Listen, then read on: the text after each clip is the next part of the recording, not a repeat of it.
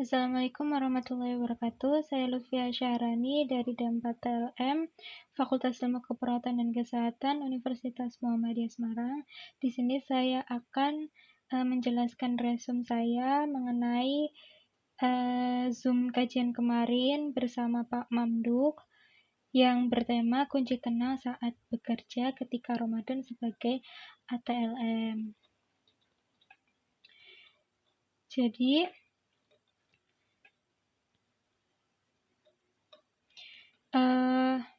kalau ada bulan Ramadan itu kita nggak boleh mengeluh. Terus kita sebagai seorang muslim tentu dengan datangnya Ramadan menambah pahala.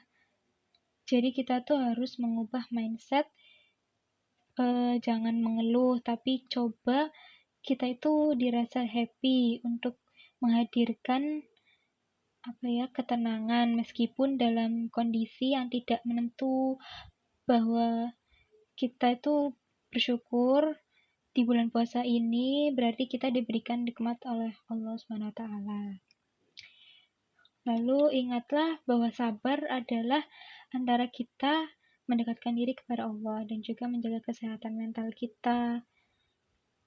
Karena banyak sekali orang sehat tapi belum tentu waras gitu di sekitar kita. Jadi saya menyampaikan tentang pewarasan juga.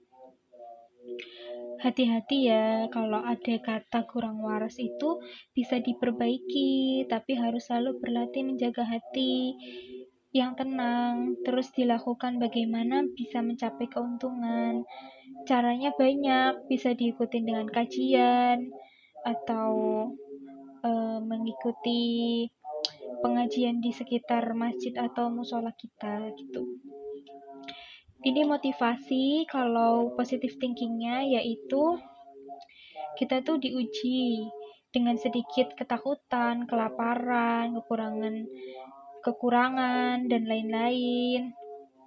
Lalu kita itu kalau misalnya lagi kerja terus alatnya rusak atau banyak antrian waktu kita puasa, perut kosong, perubahan itu kita boleh mentafakurnya dengan berpikir ini tuh latihan kesabaran dan tawakal. Kemudian meditasi kesabaran, caranya tarik nafas dalam-dalam, tahan, lalu kemudian ucapkan hasbunallah wa ni'mal wakil. Jadi kalau sudah seperti ini, apapun kondisi kita dalam lapar, kemudian banyak antri, kemudian berbagai ujian dan cobaan, kita bisa kalem dengan membaca hasbunallah wa ni'mal wakil, ni'mal maula wa ni'man nasir. Lalu ada juga kayak alat yang butuh di restart, maka hati juga butuh istirahat dan bertawakal kepada Allah. Tapi kalau hati kita tidak tenang, terbawa kondisi suasana, maka akan semrawut. Ketenangan dalam bekerja itu hanya kayak ketenangan dalam dunia. Kalau misalnya saya tenang di sini tapi belum tentu yang lainnya tuh kayak gelisah gitu. Nah, ada juga yang mencuci alat lab. Jadi kita cobalah terapkan mencuci alat lab itu sambil berzikir gitu. Jadi ini tuh konsekuensi kita terkait alat pekerjaan dengan hati kita. Kalau semua alat steril, hati kita juga bersih. Insya Allah kita akan mengalami ketenangan termasuk pikiran dan pekerjaan. Meskipun di luaran sana itu kita kondisinya lagi kering, lagi lapar dan haus. Lalu poin berikutnya, mikroskop itu secara keilmuan melihat mikroba. Tapi kalau secara dimensi agama, mikroskop itu kacamata hati kita. Nah, kalau misalnya kita dikasih rezeki lebih,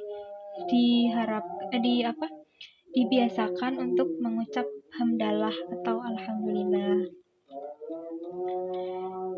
Jadi dari resume saya, itu sebagai seorang muslim harusnya kita merasa bahagia dan bersyukur atas datangnya bulan suci ini, bukan malah mengeluh. Sabar adalah kunci untuk mendekatkan diri kepada Allah dan menjaga kesehatan mental. Lalu juga di sini ada menyinggung konsep waras dalam kehidupan, bahwa kesehatan fisik itu belum tentu sejalan dengan kesehatan mental. Untuk menjaga ketenangan batin, seseorang perlu melatih hati dengan cara menghadiri kajian, berzikir, dan menjauhi aktivitas yang tidak bermanfaat. Selain itu, kita juga mengajarkan cara menghadapi cobaan seperti lapar, antrian panjang, atau masalah pekerjaan dengan tawakal dan kesabaran. Salah satu praktiknya yaitu dengan berzikir dan menarik napas dalam-dalam untuk menenangkan diri. Dalam konteks pekerjaan di laboratorium, menjaga kebersihan alat bisa diibaratkan dengan menjaga kebersihan hati. Mikroskop yang digunakan untuk melihat mikroba juga bisa diartikan sebagai simbol kacamata hati dalam memahami kehidupan. Pada akhirnya, rasa syukur menjadi kunci ketenangan batin. Jadi, itu saja resume dari saya. Lalu yang terakhir ada isu yang berkaitan dengan tema ini. Jadi, isu yang bisa dikaitkan dalam akademik. Jadi, dalam dunia akademik itu, mahasiswa sering menghadapi tekanan akademik seperti ujian, tugas, maupun penelitian, laporan praktikum. Jadi, konsepnya itu kesabaran dan tawakal yang dibahas sekarang ini bisa